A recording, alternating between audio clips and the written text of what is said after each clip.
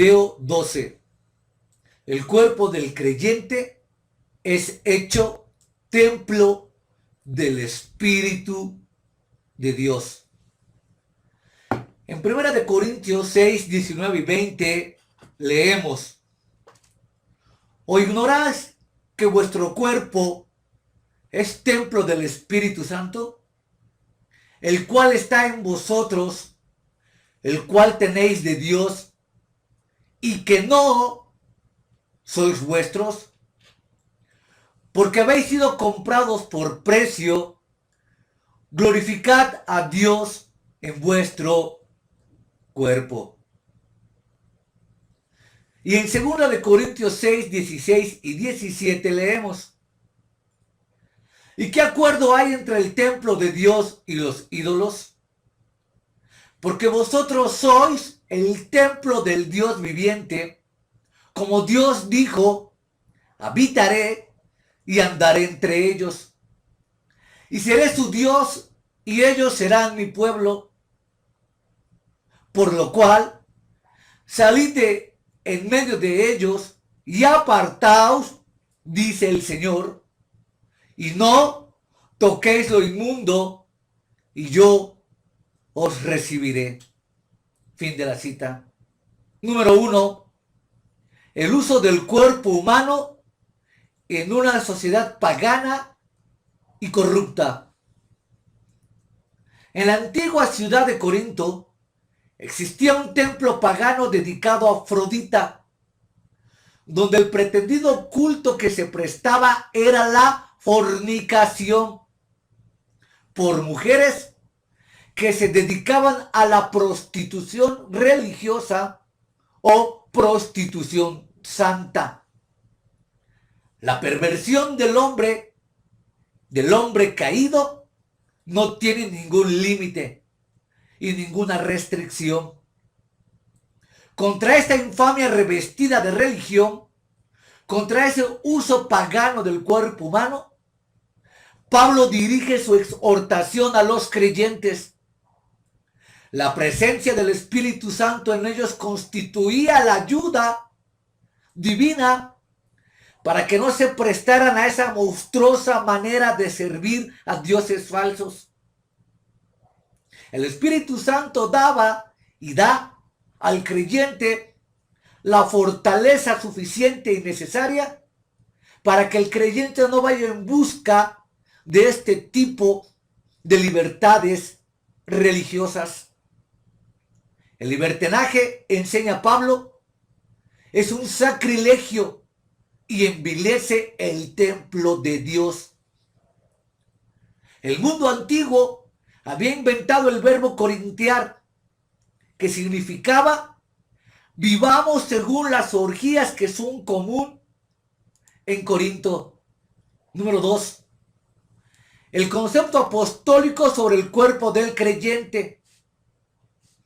El vocablo griego para cuerpo en 1 Corintios 6 es el vocablo soma e indica el instrumento de la vida. Pablo les recuerda a los corintios que el Espíritu Santo habita en cada creyente y que no deben, por lo tanto, profanar el santuario de Dios.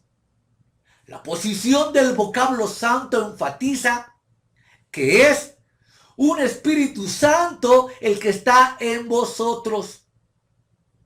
Esto otorga al cuerpo físico del creyente y a toda su vida una alta dignidad.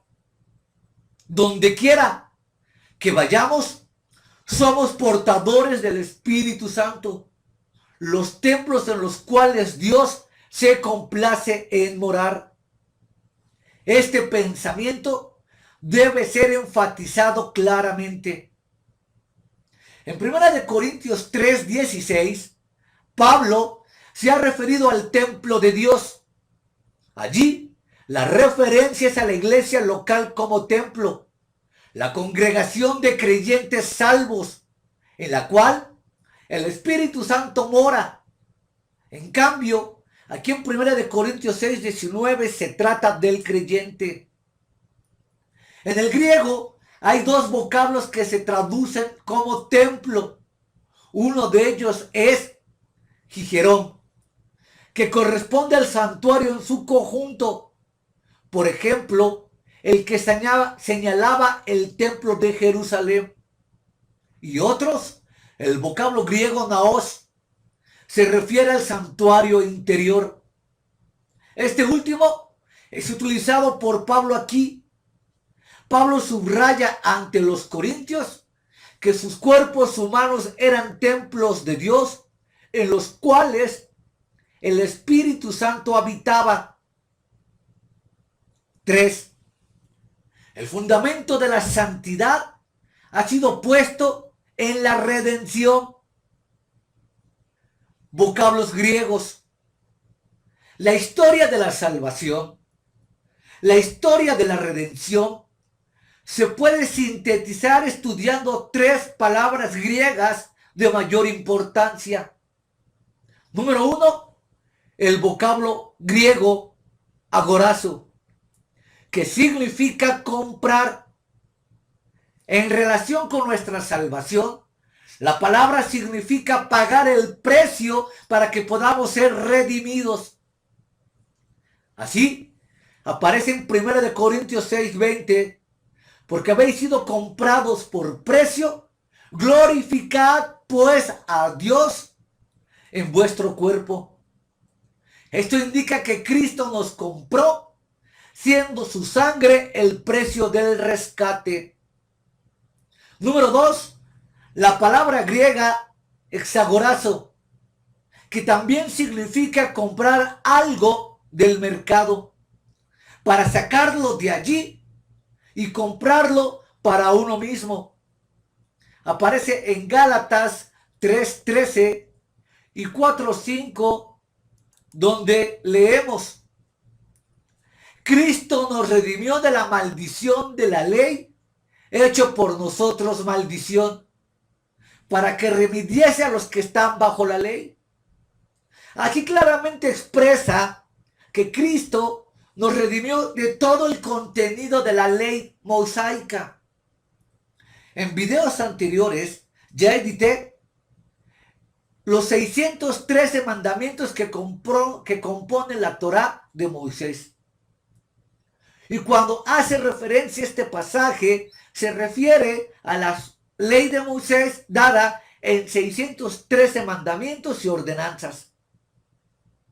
Y allí, como ya lo demostré, está contenido el diezmo. El primer diezmo, el segundo diezmo y el tercer diezmo del que habla el Antiguo Testamento está comprendido claramente en la ley de Moisés, en la Torá.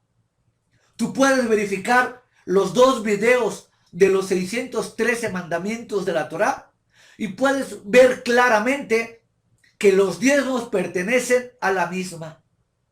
Quienes pretenden engañar, seducir, oscurecer que el diezmo no pertenece a la ley, están profanando profundamente todo el texto bíblico. Sin lugar a dudas, los diezmos pertenecen a la ley. Y también ya di el argumento en otro video de los diezmos de Abraham aún antes de la ley. Al final, en la historia de la salvación, Cristo en el madero nos redimió de toda la maldición de la ley. Escúchalo, maldición. Por ende, en la libertad gloriosa de los hijos de Dios, el verdadero cristiano, el genuino cristiano que entiende y sabe su Biblia, comprende claramente que no está obligado a diezmar y no está obligado a guardar ninguna de las sentencias de la Torá.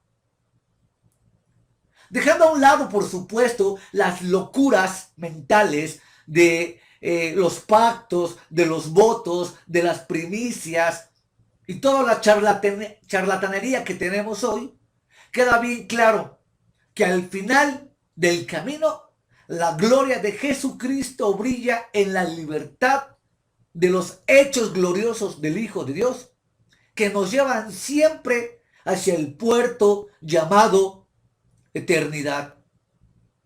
¿Por qué? Porque aquí aparece claramente la idea de libertad del hombre redimido. El redimido es posesión de Cristo, no de la ley. Y nunca más volverá a ser puesto en venta en el mercado otra vez. Así que aquellos que pretenden cobrarte diezmos, estafarte con los diezmos, manipularte la Biblia con los diezmos, están intentando volverte cautivo, volverte esclavo, volverte a tener un yugo del cual Cristo ya te liberó. Cristo ya te hizo libre. Es importante que no te dejes volver otra vez a aprisionar bajo yugos de esclavitud que el mismo Señor Jesús no predicó, no enseñó y que por supuesto no se enseñan en el Nuevo Testamento. La palabra que acabamos de mencionar describe a un tribunal de justicia y a Cristo que reclama lo que ya ha adquirido, lo que ya compró. El tercer vocablo griego es el vocablo lutrón, que significa liberar mediante el pago de un rescate. Aparece en Tito 2:14 y en Primera de Pedro 1:18 y 19. En este pasaje leemos: fuiste rescatados de vuestra vana manera de vivir con la sangre preciosa de Cristo. Repito, con la sangre preciosa de Cristo.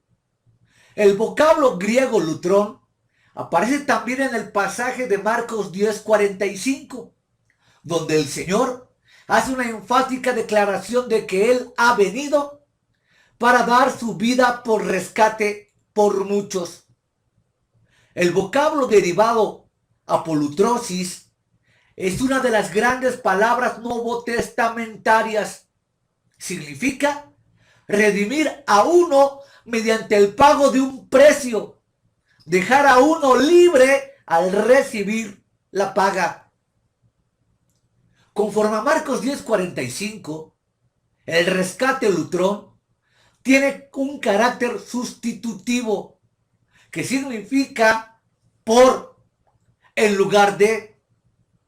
Efesios 1:7 lo clarifica: en quien tenemos redención por su sangre, el perdón de pecados, según las riquezas de su gracia. Fin de la cita. Allí se indica la redención de la culpa y de la condenación del pecado por la frase calificativa, la remisión de pecados. En Apocalipsis 5:9 se subraya que el precio de compra es la sangre del Hijo de Dios. Se destaca pues en estos vocablos la gran idea de que Cristo nos ha redimido para darnos libertad. Nunca más volveremos a la esclavitud y a la pena del pecado. Esa es la idea de la seguridad que goza todo aquel que se ampara por la fe en el Redentor. Cristo no se ha limitado meramente a transferir de un amo a otro la esclavitud del pecador, sino que lo ha comprado para darle plena libertad. Le queda al que ha sido hecho libre el privilegio de sujetarse totalmente a aquel que lo redimió.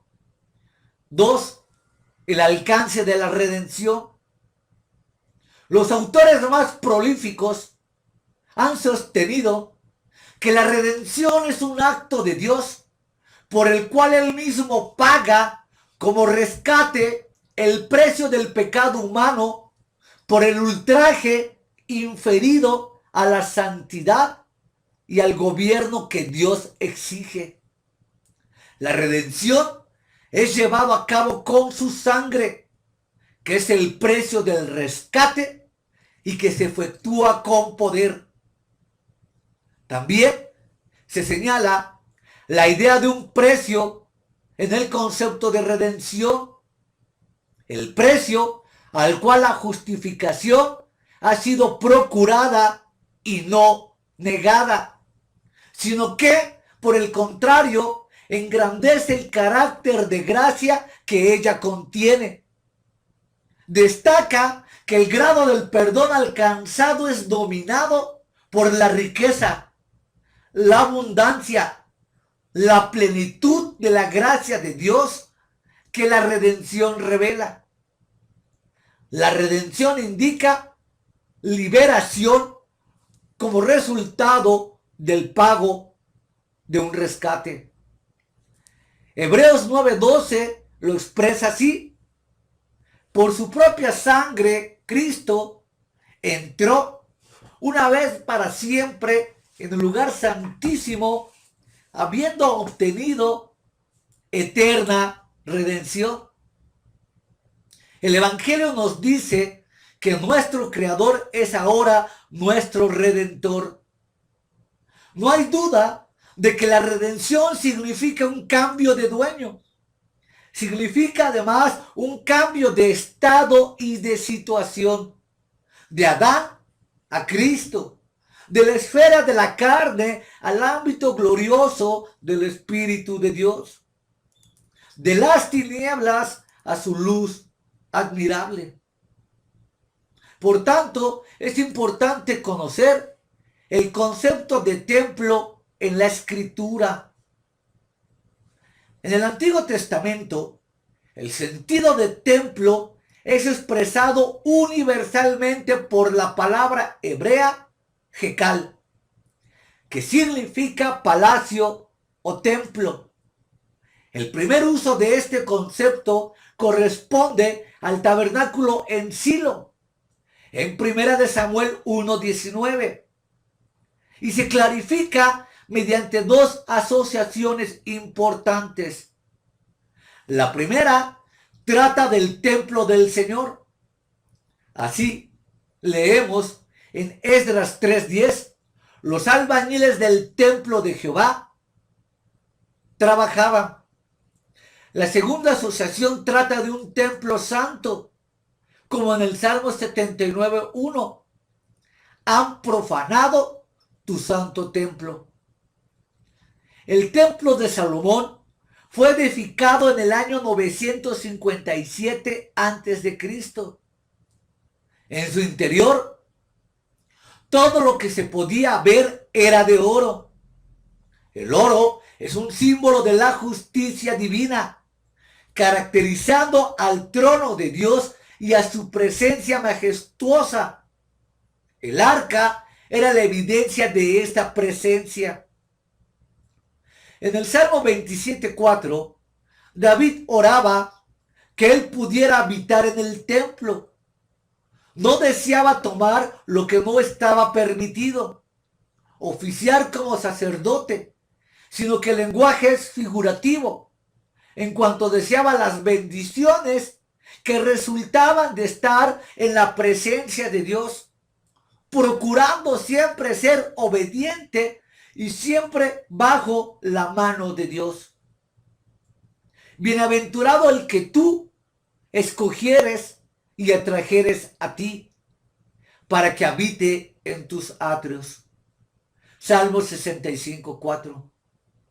En el Antiguo Testamento, Dios habitó en templos, pero la escritura del Antiguo Testamento deja claro que Dios no estaba limitado espacialmente al templo. Los cielos de los cielos no te pueden contener, cuanto menos esta casa que yo he edificado. Primera de Reyes 8:27.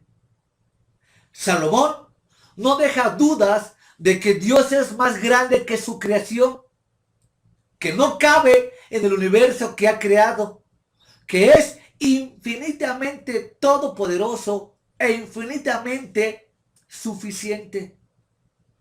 El templo era sin duda la casa de Dios, pero lo más importante era el carácter simbólico de casa.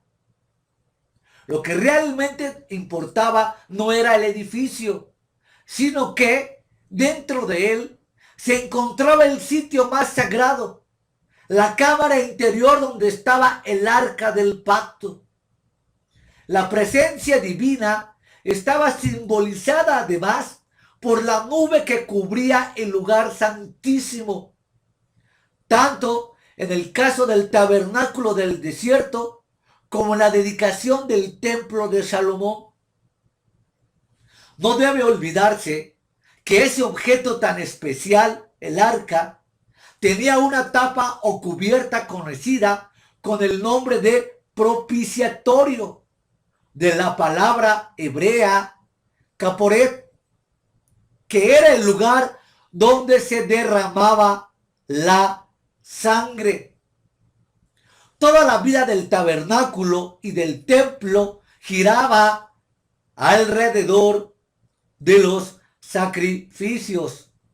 La institución misma del sacerdocio en Israel, los sacrificios, las fiestas solemnes y el ceremonial, todo tenía por finalidad última derribar la barrera del pecado y establecer el principio de que la santidad de Dios tenía que ser atendida mediante un mediador, el sumo sacerdote de Israel. El profeta Isaías tampoco deja dudas acerca de con quién Dios deseaba habitar. ¿Dónde está la casa que me habéis de edificar? ¿Y dónde el lugar de mi reposo? Miraré a aquel que es pobre y humilde de espíritu y que tiembla mi palabra. Isaías 66, 1, 2. La oración de Salomón el día de la dedicación del templo revela, junto con las escrituras proféticas, que para los israelitas piadosos el templo era solamente el símbolo de la presencia de Dios, porque la existencia de un templo no excluía, sino que más bien acentuaba que lo esencial para invocar a Dios era un espíritu arrepentido y un corazón quebrantado. Así lo expresa Salomón. Si oraren a ti en la tierra donde fueren cautivos, si se convirtieren a ti de todo su corazón, tú oirás. Primera de Reyes 8, 47 y 49. Esto no podría ocurrir en el templo que se acababa de inaugurar, sino en el cautiverio, es decir, en el peor lugar posible de imaginar. En el destierro comprendieron mejor que Dios está presente donde quiera que se le busque con un espíritu quebrantado. Aunque les he arrojado lejos, con todo eso les será un pequeño santuario en las tierras a donde lleguen. Ezequiel 11, 16. La actitud del corazón, y no tanto el lugar, es lo definitivamente importante para acercarse a Dios. Asimismo, el salmista dice: al corazón contrito y humillado no despreciarás tú, oh Dios. No cabe duda, ni el templo de Salomón, ni ningún otro ha constituido los límites físicos para que el hombre se pueda acercar a su Creador y Dios. Aquí es importante hacer el primer paréntesis. Hemos leído que al corazón contrito y humillado no despreciará Dios. Pero aquí vuelvo a reiterar con ese énfasis urgente para frenar, para detener las locuras del movimiento carismático, ya sea católico, pentecostal o neopentecostal o cualquiera que se llame, para frenar las profundas profanaciones que han hecho tanto al texto bíblico como al Espíritu de Dios.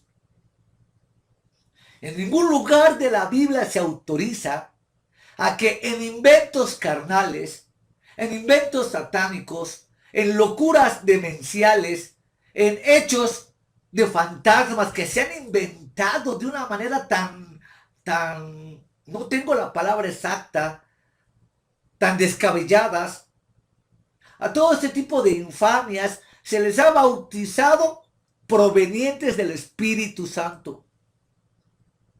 Y etiquetadas de esa manera, le han dado una validez que realmente no tienen.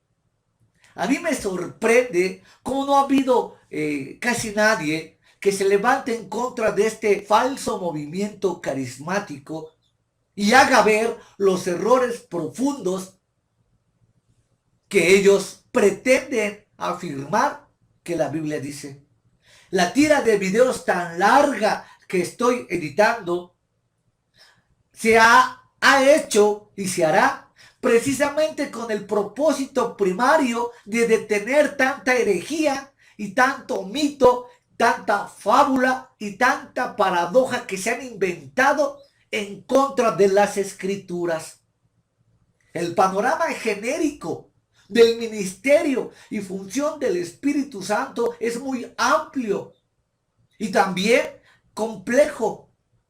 Pero la gente acostumbrada al teatro, al circo, a la broma, al chiste, a lo sensacional, a la experiencia, a las locuras que le agregan al texto, dan pie a que este movimiento siga y siga y siga y sígase propagándose como un verdadero cáncer mortal en el cuerpo de Cristo.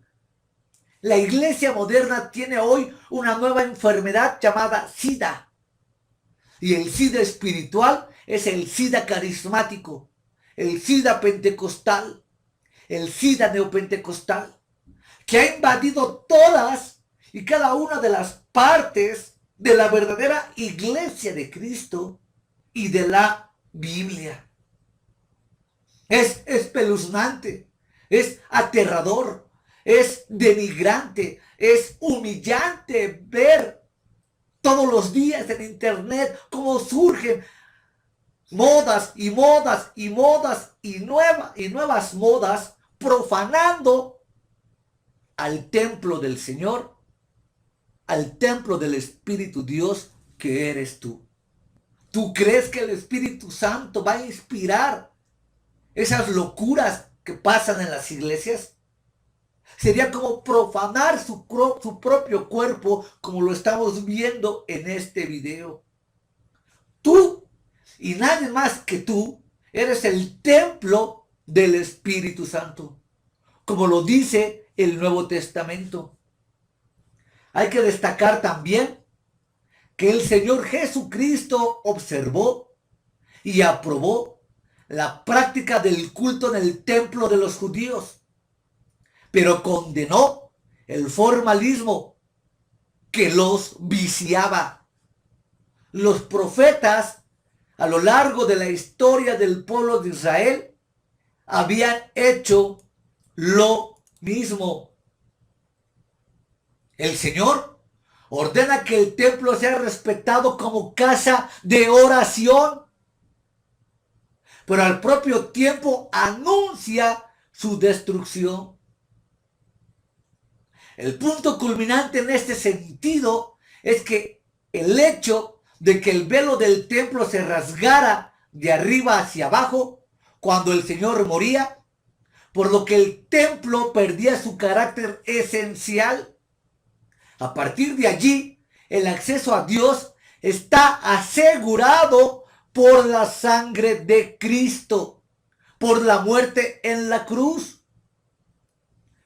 En el Nuevo Testamento hay varias referencias acerca del concepto templo. Una de ellas es la afirmación que hace Esteban. Si bien el Altísimo no habita en templos hechos de mano, como dice el profeta, el cielo es mi trono y la tierra el estrado de mis pies. ¿Qué casa me edificaréis? Dice el Señor. ¿O cuál es el lugar de mi reposo? Hechos 7:48 y 49. Fin de la cita. Esteban demuestra mediante la cita de Isaías que Salomón ya había dicho que el templo no tenía propósito de encerrar la presencia de Dios. Pablo lo declara de manera enfática. Dios no habita en templos hechos por manos humanas. Hechos 17:24. Estas palabras son parte del discurso del apóstol en Atenas, en medio de una multitud de templos.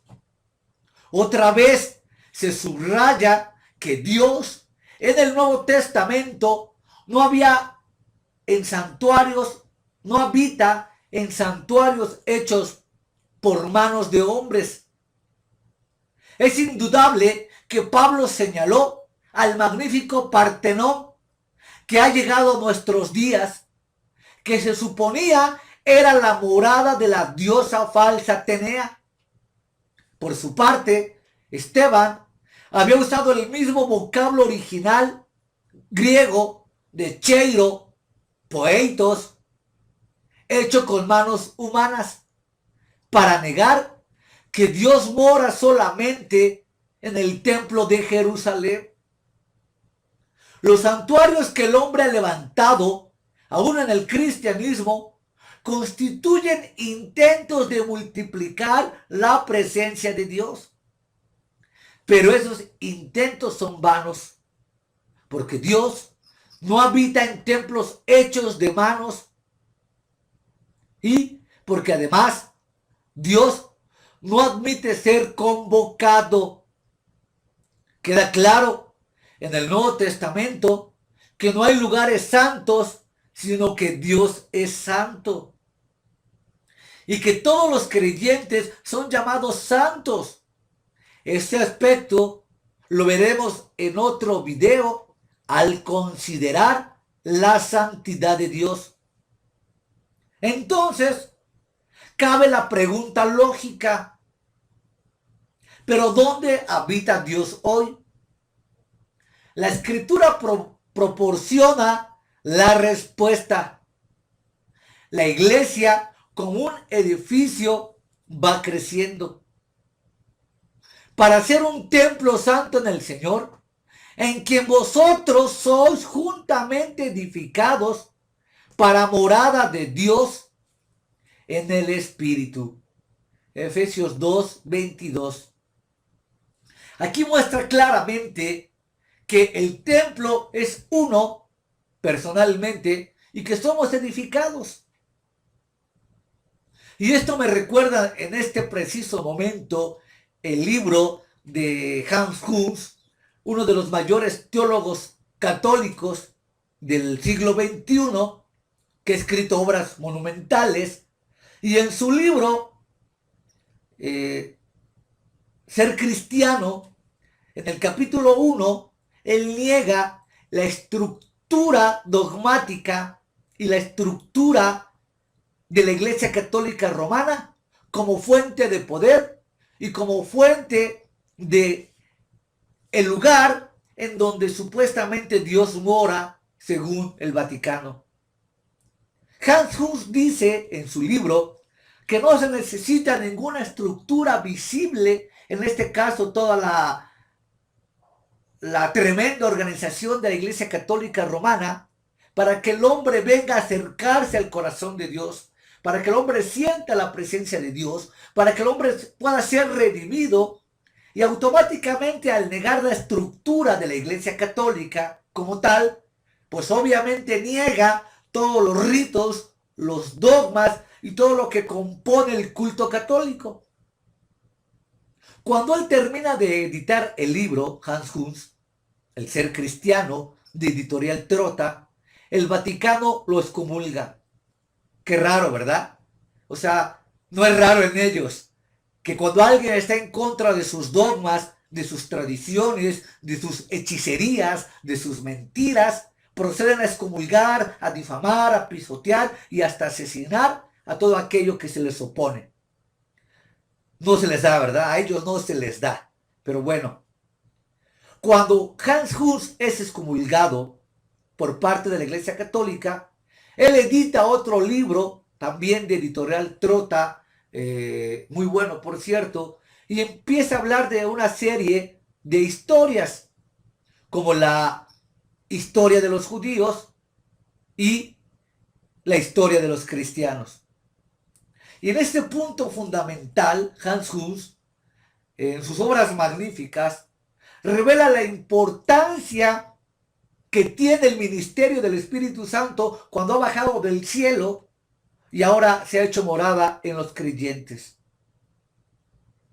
¿Por qué es importante recalcar esto? Porque a la luz de la historia ha habido hombres preclaros, hombres iluminados por el poder de Dios, para que alumbre el corazón y la mente del ministerio del Señor al corazón de los hombres. De esta manera,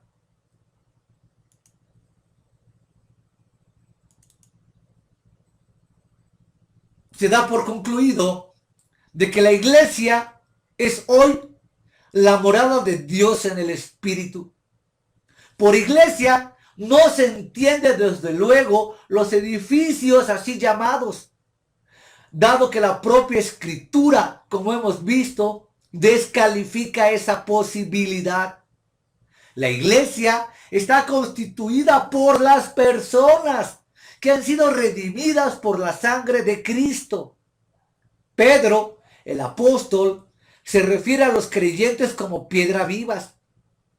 Acercándonos a él, a Cristo, piedra viva, vosotros también como piedras vivas, sed edificados como casa espiritual y real sacerdocio santo. Primera de Pedro 1, 21, capítulo 2, versículos 4 y 5. Por eso es imposible que Cristo le haya dicho a Pedro que sobre esta roca edificaré mi iglesia y que ella se refiera a la Iglesia Católica Romana.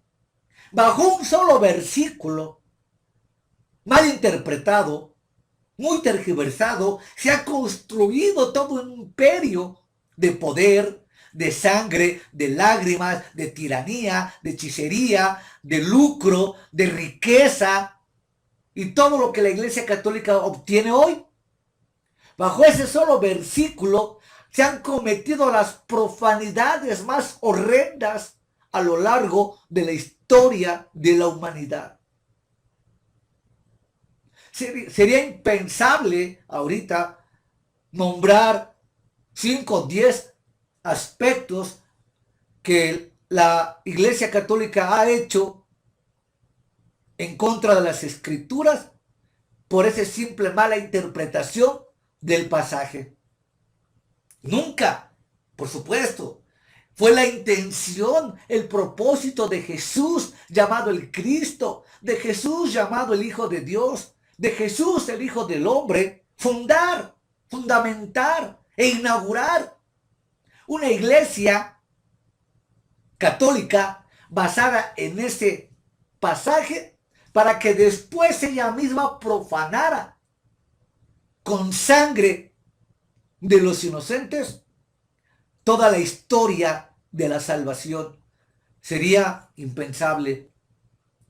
El pasaje enseña que esas piedras vivas son unidas unas con otras para constituir junto a la piedra central que es Cristo un edificio santo. La iglesia verdadera es un edificio espiritual, no material. No el Vaticano, no las catedrales, no los templos protestantes, no las iglesias pentecostales, carismáticas, donde todo eso se ha convertido en verdadero circo, en verdaderas fábricas, empresas religiosas, en verdaderos centros de entretenimiento, y se ha perdido la labor del edificio. Por lo tanto, la iglesia está constituida por todos los creyentes unidos ellos a la grande y única cabeza de la iglesia que es Cristo. Afortunadamente tenemos la revelación de la Escritura para que nos quede bien claro que la cabeza de la iglesia es Cristo y no el charlatán y apóstata llamado Papa, que se cree que es la cabeza de Cristo, y en sus dogmas más infames, pues a través de eso han venido a robar. No hay que olvidar apenas la visita de este Papa Pancho Francisco, que solamente nos costó a los mexicanos 73 millones de dólares, más lo que se oculta. Pues eso es una verdadera infamia.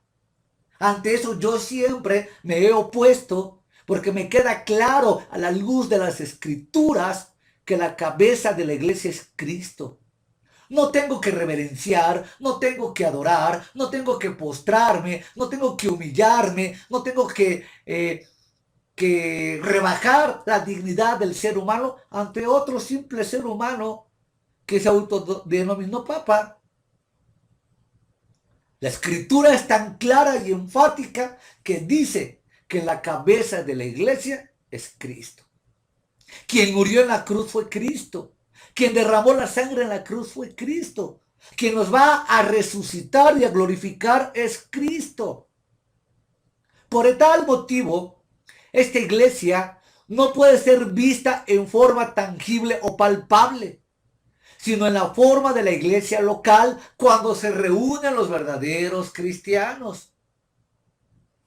Cada iglesia local es una forma plena de la iglesia universal, por una razón fundamental, porque Cristo la cabeza siempre está presente. ¿Cómo lo sabemos? Por la promesa del Señor. Donde hay 2 o 3 congregados en mi nombre, ahí yo estoy en medio de ellos. Mateo 18:20. Aunque este versículo últimamente ha sido muy difícil de traducir, pero sobre todo muy difícil de comprobar a la luz de la práctica corriente. Debido a la sustitución del verdadero evangelio, debido a la interpretación o reinterpretación de la Biblia que los modernos cristianos, protestantes, evangélicos le han dado a la palabra de Dios, ahora se pretende hacer creer que cualquier lugar en donde aparezca la palabra Cristo, se hace referencia al Cristo de las Escrituras. Y no es verdad. Por supuesto que no. En un concierto profano de el ecuménico Marcos Witt, en donde supuestamente él dice que brilla la gloria de Cristo, y tú ves toda la mundanalidad, todos los bailes, las risas, las bromas, el sentido jocoso, la risa, lo profano, lo impío, la ligereza con que es usado el nombre de Dios y lo sagrado, pues te das cuenta que eso realmente no constituye el evangelio según Jesucristo. Pero que ahora es tan difícil poder hacer ver estas cosas a los que se llaman cristianos, por todo lo que ya he mencionado en otros videos. Este tema del templo del Espíritu Santo da para mucho, y trataré de no extenderme porque sería entonces muy largo. Pero se requiere una reflexión profunda, una reflexión a la luz de las Escrituras, una reflexión puntual de todo lo que ha sucedido y cómo se han cambiado los elementos para darte otro evangelio y darte otra reinterpretación. Así, debido a que los creyentes en Cristo en cualquier lugar constituyen la iglesia, y debido a que ellos son templo santo, es que Pablo les exhorta a separarse de la idolatría. Segunda de Corintios 6:6. Y de la idolatría pagana, corrupta, mentirosa, de la iglesia católica romana, donde ahora ellos dicen que no adoran, solo veneran. Es la misma. Es el mismo gato revolcado. Solamente lo disfrazan para no dejar el pecado grave y muy grave de la idolatría. Podemos preguntarnos ¿Por qué razón se enseña en el Nuevo Testamento que el cuerpo del creyente es el templo? Te voy a decir por qué. Porque el templo, porque el Espíritu Santo mora en él. Tener al Espíritu de Dios morando en nosotros es tener el Espíritu de Cristo. Tampoco habrá templo en la nueva creación, manifestada en su plenitud. Apocalipsis 21-22. Y no vi en ella templo, porque el Señor Dios Todopoderoso es templo de ella y el Cordero. Bendito sea Dios por su palabra. Bendita revelación, que en la eternidad no tendré que soportar a la falsa iglesia católica romana con todos sus dogmas y sus hechicerías. No tendré que soportar al Vaticano con sus grandes negocios de armamento y de pornografía. No tendré que soportar a tanto carismático, a tanto pentecostal y neopentecostal con sus obras absurdas e inventadas, atribuidas fácilmente al Espíritu Santo. En la gloria de Dios, en la bendición de Dios, en la sabiduría profunda del Eterno. Qué bueno que en la eternidad no vamos a tener que soportar ninguna de estas locuras. Quedar libre en una eternidad de todas estas influencias demoníacas, de todas estas influencias satánicas, nos deben de inspirar a ser más rectos, más obedientes y luchar día a día contra el pecado, porque la gloria celestial que nos espera es indescriptible. El apóstol Pablo afirmaba que cosas que ojo no vio, ni oído oyó, ni han subido al corazón de los hombres, son las que Dios tiene preparado para aquellos que le aman.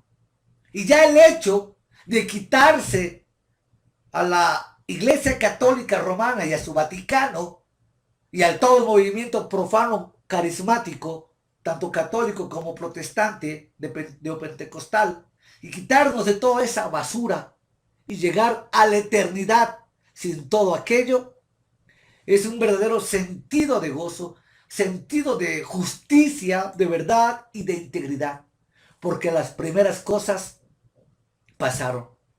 No necesitaré, bendito Dios, de ninguna iglesia católica romana y de ninguna iglesia cristiana, protestante o fundamentalista, como se haga llamar, porque el Señor Dios Todopoderoso es el templo y el Cordero. Qué profunda revelación da Dios al corazón de los hombres cuando estos se aplican al estudio de la palabra templo, aquí es el vocablo naos, el santuario del templo, donde moraba la presencia de Dios y al que solo los sacerdotes tenían acceso. Cristo utiliza este vocablo para hablar de su cuerpo. La enseñanza apostólica utiliza ese vocablo para hacer referencia. Número 1, a la iglesia como cuerpo de Cristo. Efesios 2:21. A una iglesia local. 1 Corintios 3:16. Al cuerpo actual del creyente individual. 1 Corintios 6:19. Al templo mencionado en Apocalipsis, capítulo 3, versículo 12. Y se utiliza para hacer referencia al Señor Dios Todopoderoso y al Cordero como el templo de la nueva Jerusalén celestial. Los apóstoles son enfáticos. La iglesia constituida por hombres redimidos es el santuario de Dios y el fundamento de ellos es Cristo. El santuario de Dios en el día de hoy es su propio pueblo. Es notable lo que afirma un erudito católico cuando afirma: cada cristiano es el templo de Dios, santuario del Espíritu, piedra viva del santuario, no hecho por mano de hombre con que habían soñado los profetas. El santuario celestial es el modelo del santuario terrenal. En él entró Cristo, único sacerdote, para darnos acceso a él. Y aquí mismo, este erudito católico no habla de la estructura organizativa, jerárquica de la Iglesia Católica para avalar los textos del Nuevo Testamento. No tiene nada que ver.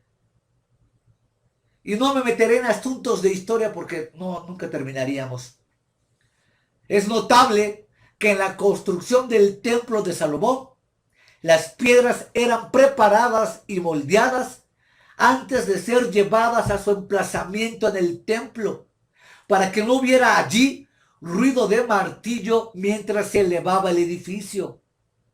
Es asimismo de notar que en un periodo anterior a ese, cuando se trató de levantar el tabernáculo, Dios reiteradamente dio la orden: mira y hazlos conforme al modelo que se te ha sido mostrado en el monte.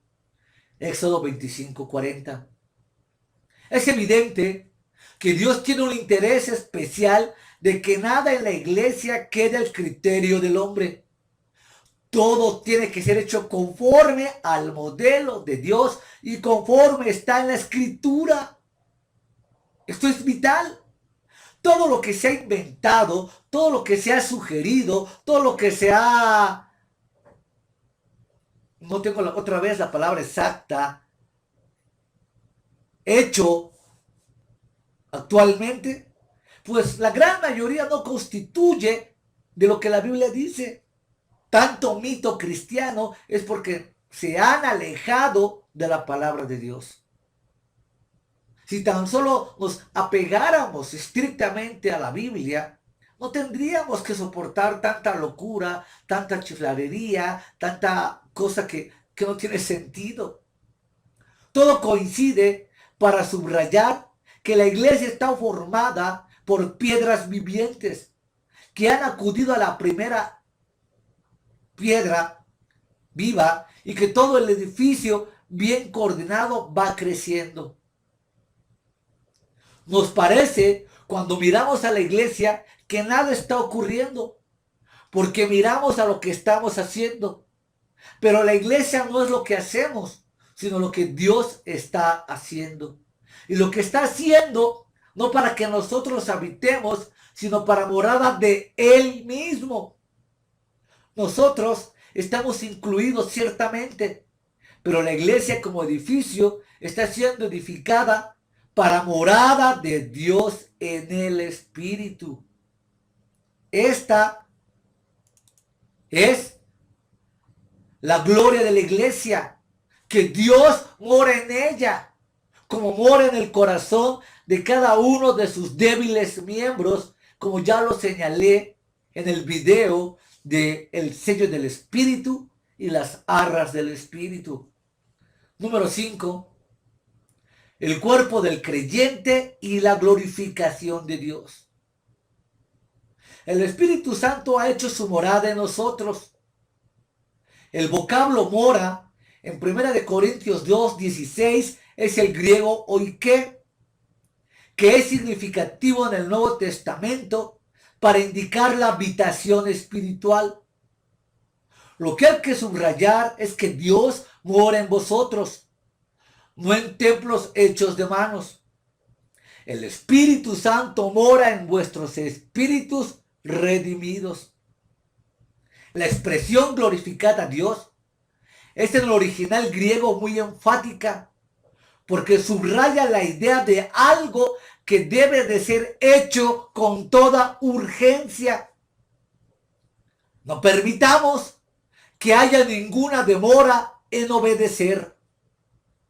La dignidad del cuerpo humano y de la vida del creyente surge de este hecho glorioso de que el cuerpo es la habitación del Espíritu de Dios.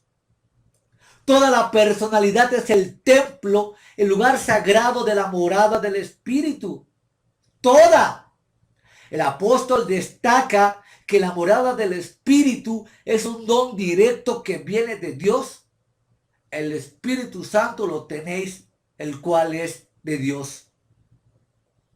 Pablo proporciona dos argumentos con respecto al templo.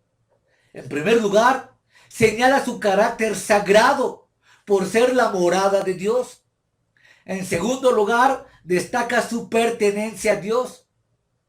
La aplicación al creyente de Jesucristo es directa. El cuerpo físico del cristiano es un templo debido al don del Espíritu Santo que habita en él. Pero además, ese cuerpo es un templo que no pertenece al hombre, sino a Dios. Primera de Corintios 6:20 dice, porque habitáis siendo comprados por precio. Glorificad pues a Dios en vuestro cuerpo.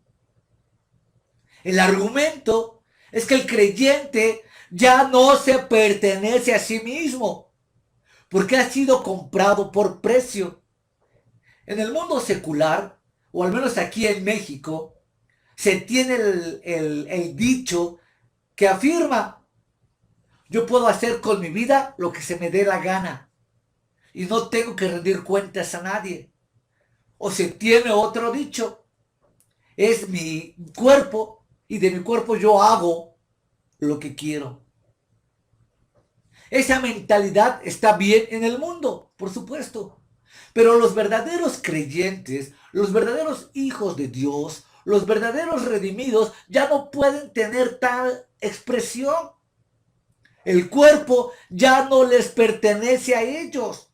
Han sido comprados. Ha sido comprado por la sangre preciosa de Cristo en la cruz.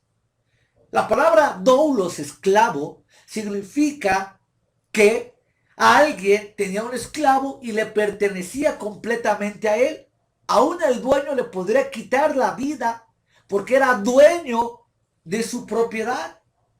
Y Pablo marca en diferentes pasajes del Nuevo Testamento que ahora somos esclavos de Cristo.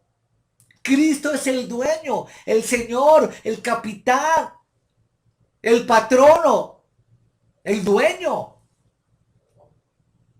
Por tanto, ya no nos pertenecemos a nosotros mismos. Y me causa mucha curiosidad el hecho, que también he venido repitiendo en otros videos, de que aún el que se dice cristiano pretende vivir para sí. He hablado muchas veces que muchos de los que se dicen auténticos y verdaderos cristianos quieren tener una mejor casa, un mejor carro, una mejor ropa. Todavía los sueños están muy ligados a este mundo. Muchos de los llamados cristianos, lo primero en su vida es hacer una maestría, es hacer un doctorado, es tener otro título, otra carrera, todo aquello que nos beneficie en lo personal. Y no estoy diciendo que sea malo, y tampoco estoy diciendo que sea pecado. Pero sí estoy afirmando que las cosas primordiales de la gloria, que las cosas primordiales del Espíritu, que las cosas primordiales de Cristo son relegadas en el último lugar. Y en el mejor de los casos está en un lugar oscuro, apartado de la vida. Cuando realmente debiéramos de vivir por la gloria de Cristo, por la presencia de Cristo, porque esto es temporal, en cualquier momento nos podemos ir de este planeta, es una realidad. Nadie tiene la vida comprada. Nadie sabe si al rato, si mañana, si instantáneamente vamos a seguir viviendo. Solamente Dios tiene la vida del hombre en sus manos.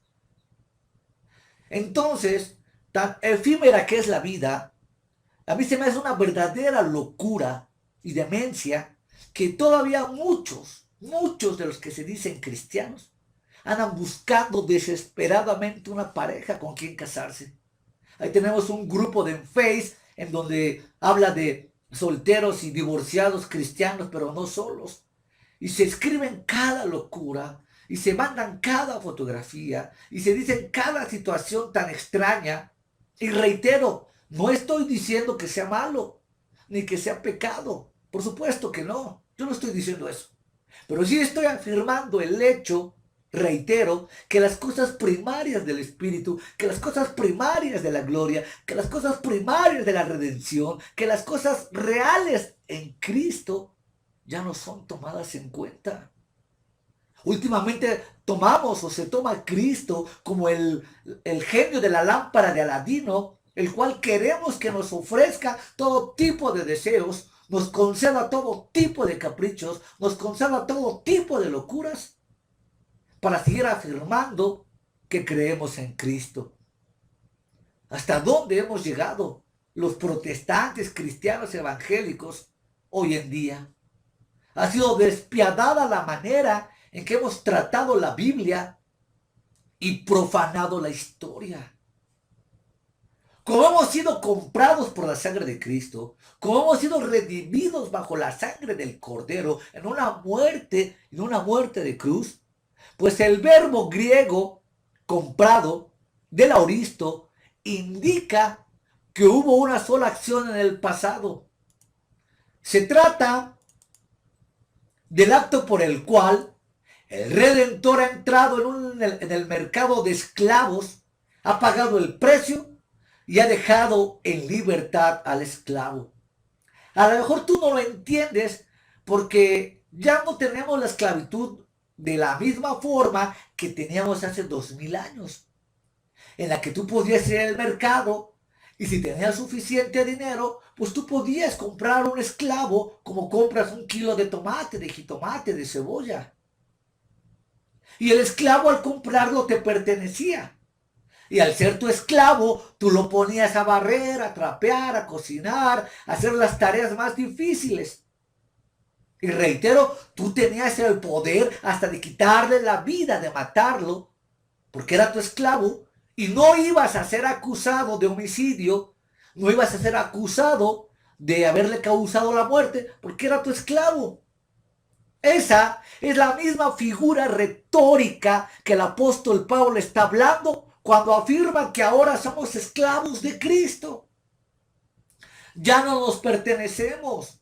Ya nuestra vida, nuestra visión, nuestra carne, nuestros anhelos pertenece al Señor de la gloria.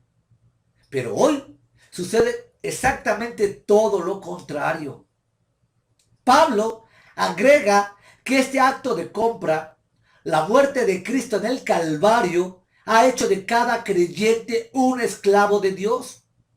Aunque si la noción degradante de la esclavitud de la antigüedad, así se presenta a sí mismo en el griego de Romanos 1:1, el doulos de Cristón, del griego, esclavo de Cristo. El creyente pertenece a Dios, de allí la exhortación a glorificarlo. El cuerpo del creyente y toda su personalidad es el templo, el lugar sagrado de la morada de Dios en el Espíritu Santo. El creyente ha recibido como don de Dios un espíritu que es básicamente santo para que le ayude a santificar la vida. Las exhortaciones son para que vivamos de acuerdo a la Escritura una vida con sentido y una vida santa. El cristiano no puede hacer uso de su cuerpo como se le pegue la gana, porque debido al acto redentor de la cruz, ese cuerpo es ahora templo del Espíritu. ¿Quieres tú hacer lo que se te pegue tu gana en tu cuerpo? No te digas cristiano. No mires a la cruz. No mires a la sangre de Cristo. Pero si te dices cristiano, entonces atiende a todo lo que hemos estado hablando anteriormente. El cristiano implica que evaluar el cuerpo hay que tener santidad porque somos propiedad del ser divino que lo habita. Así, los excesos monstruosos del paganismo de Corinto que estudiamos al principio no están presentes y no deberían de estar presentes en aquella forma de sociedad del siglo XX. Pero el creyente enfrenta un mundo cada vez más pagano, más complaciente, más permisivo de nuevas formas de maldad. Pero tampoco quedemos ciegos. Lo que ahorita enfrenta el cristiano, lo que ahorita enfrenta la historia, lo que ahorita enfrenta la teología, la doctrina, en todos los aspectos, es la terrible apostasía del siglo XXI. Nunca, nunca en la historia del cristianismo, protestantismo, se había dado tanta apostasía como en estos días. Las herejías que día a día surgen es debido al abandono de las escrituras. El cristiano ahora enfrenta más que nunca la lucha contra la apostasía. Y que la apostasía viene dentro del propio seno de la iglesia. Tal vez, no estoy afirmando, tal vez muchos de los que se encuentran enredados y engañados todavía dentro de esas iglesias carismáticas y pentecostales y tanta locura que existe hoy, tal vez porque exista un pecado todavía muy oculto que no se permite dejar y que no te permite ser libre y ver tanta profanación que se da hoy en día. Es muy delicado lo que está sucediendo, muy delicado. Por eso la urgencia, reitero por enésima vez, de sacar todos estos videos del Espíritu Santo para ver su ministerio y la voluntad de Dios revelada en la Escritura. De esta forma, debe quedar claro que debemos de glorificar a Dios en nuestros cuerpos. Tito 2:14 dice, porque nuestro gran Dios y Salvador Jesucristo se dio a sí mismo para redimirnos de toda iniquidad y purificar para sí un pueblo propio, celoso de buenas obras. Termino con esto. La Biblia es muy clara en cuanto al pecado de la fornicación.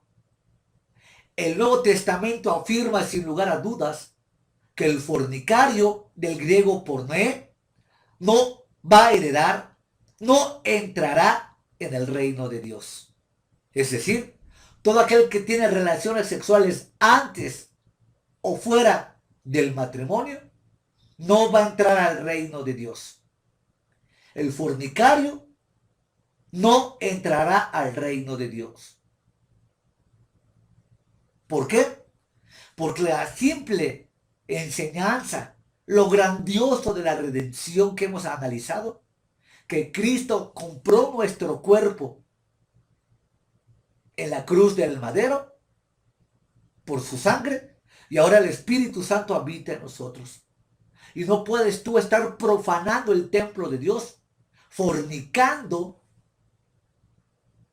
hablo físicamente, no espiritualmente, fornicando con otra persona y de esa manera profanando el santuario de Dios. De ahí la gravedad de que no se entrará en el reino de Dios. Yo conozco muchos,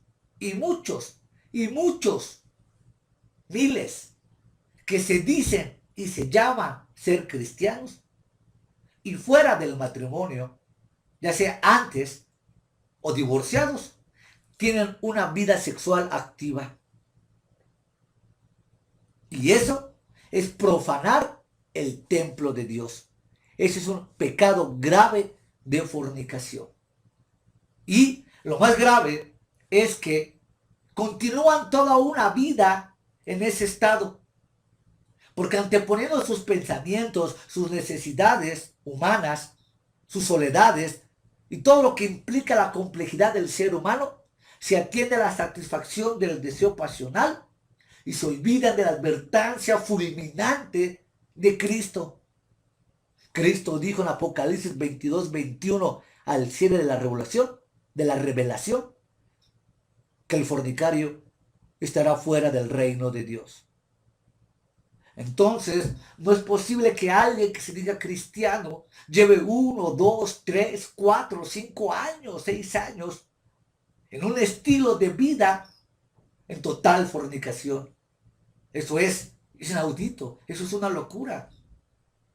Eso es algo muy, muy grave. Y quiero ser sincero y bien honesto delante de Dios y delante de los hombres. Una cosa es que por algún error alguien haya o hayamos caído en un pecado de esa situación y después de haber pasado por el tiempo de la disciplina, por supuesto, el tiempo de la dureza de Dios, por supuesto, que la merecemos, y hayamos obtenido el perdón, y haber sufrido el justo castigo por la maldad, el justo castigo por la impiedad, el justo castigo por haber abandonado los secretos y los fundamentos de la Biblia, la santidad de Dios, hayamos recibido el justo castigo por nuestra maldad.